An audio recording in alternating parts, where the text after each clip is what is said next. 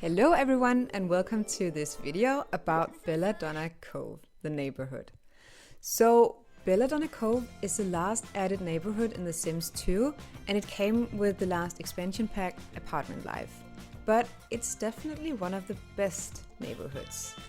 So maybe I should add that I am a bit biased about this neighborhood because I really loved Apartment Life. It was so revolutionary to me to have Sims in apartments, to have magic, and to have so much more. So I really adore this expansion pack, and thus I adore Belladonna Cove as well. But this is also a neighborhood that has it all. It has apartments, it has diversity, social class, helipads, mystery, and a giant statue of none other than Bella Goth. So it's definitely one of the neighborhoods to talk about. So if we talk about the name Belladonna Cove for a minute, it begins with Bella. So Belladonna means beautiful lady in Italian, and to me it almost sounds angelic or like a saint. So it seems to refer to the Lady of Sims, Bella Goth, who went missing from Pleasantview, who has a clone in Strangetown, and apparently made quite an impression in Belladonna Cove.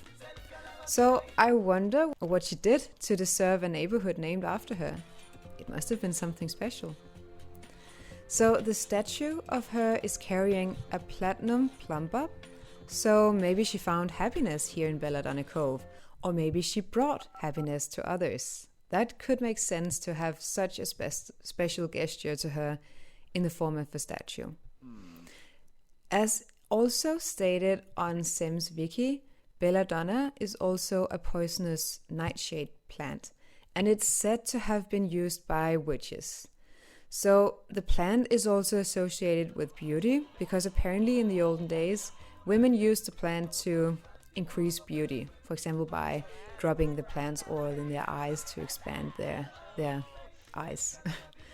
So there's quite a few references in the name that could be to magic, to beauty, to Bella Goth. So maybe the neighborhood is named after Bella, or maybe it's named because of the existence of magic here and because that Sims 2 Apartment Life brought witches into Sims 2. But if we take a look at the areas in this neighborhood, what first catches my eye is the levels of the neighborhood. Like it slopes down to the sea, and on the hills are some very attractive addresses. So the slope makes the first impression of the neighborhood. It makes the impression more harmonious in my opinion. It's more realistic than some of the other hoods. We also have the skyscrapers to the side, and to me it makes it obvious that we're still in a suburban area, even though Simmers are living in shared accommodations and apartments. It could seem like it's a city center or it's downtown, but it's just a big suburban neighborhood.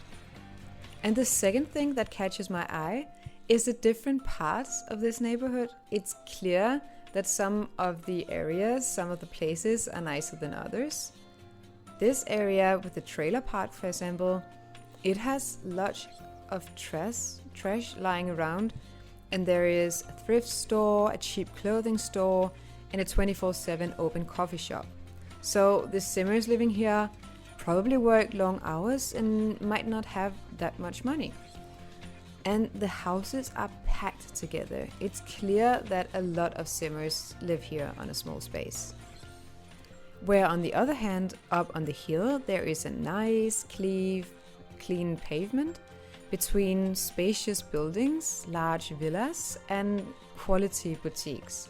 So it's quite a contrast to the other area with trash lying around. And then we have this, I would say, mid-class neighborhoods where there is a variety of apartment buildings, a variety of houses. The area is the largest, and there is an arcade, an art museum, a library, and a gym. So this is probably where the regular Sim is supposed to live. So there is both some Simmers with money, and also some simmers that may have less. And here we also have the Belladonna Park district, and it's just right in the middle of the neighborhood. The statue of Bella Goth, she combines the areas, and the parks are 4 community lots where simmers are meant to meet and socialize, I guess.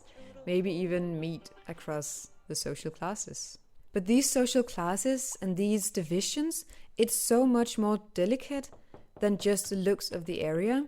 The concept of social class is a new feature coming with Apartment Life Expansion Pack, and the feature means that lots and social townies, which is a new type of townie that move into vacant apartments, they have a class, a social class determined by their address and their greetings and what they like to talk about and their fortune.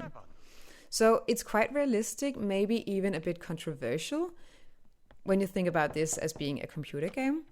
And I can and probably will make an independent video about the subject sometime because it's quite interesting to me. So if we take a look at the households here, the families seem much more modern also. It's not so much a classical nuclear family place as it were more in the neighborhoods that came with the base game, like Pleasantview, Strangetown, and Veroniaville. In Belladonna Cove, we have the split-off couple. We have Jessica Peterson and Amanda Debatteur, who lives now with his adopted daughter, Tara. So, not a nuclear family here. And then we have the 2 sisters, who has the magical connections. Also not a nuclear family, and you're not meant to make them a nuclear family. Like, it's not part of their obvious plot. We have the Green household, their 2 roommates, as are the Rutherford household. And then we have the singles, the Joe and Riley household with their children, who we, as players, are probably meant to get together and thus make a nuclear family, but otherwise, they aren't. And then there is the Patel family that probably are going to become a nuclear family since Anna is pregnant and since Ramir wants more children, so that would be a natural course for their family life. And one of the few nuclear families of this neighborhood are the Cleveland family. They are 2 parents and a kid, a teenage kid. Another nuclear family is the Baldwin household with parents and 2 kids. And if we compare it to the base game neighborhoods, the families here are rather small with only 1 or 2 children. And in my mind, the family pattern seems more urban and less suburban here in Belladonna Cove, which is a bit interesting because it seems like the gameplay you're meant to do with these simmers are not necessarily just a dollhouse. It's not necessarily meant to be a nuclear family where you have 2 simmers and have them get some kids and a larger house, etc. Here it's more orientated about living and about seeking magic, seeking something special for the individual simmers, like an identity. It could be a social class, or it could be magic, or it could be career.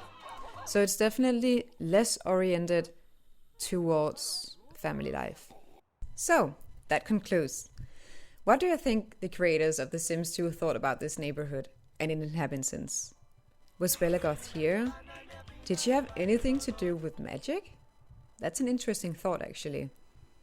New to me were the social classes and the Belladonna Cove as a neighborhood that was built upon these thoughts. I hadn't thought about that before, actually. That's news to me. So that's it for today. Thank you so much for tuning in. Bye.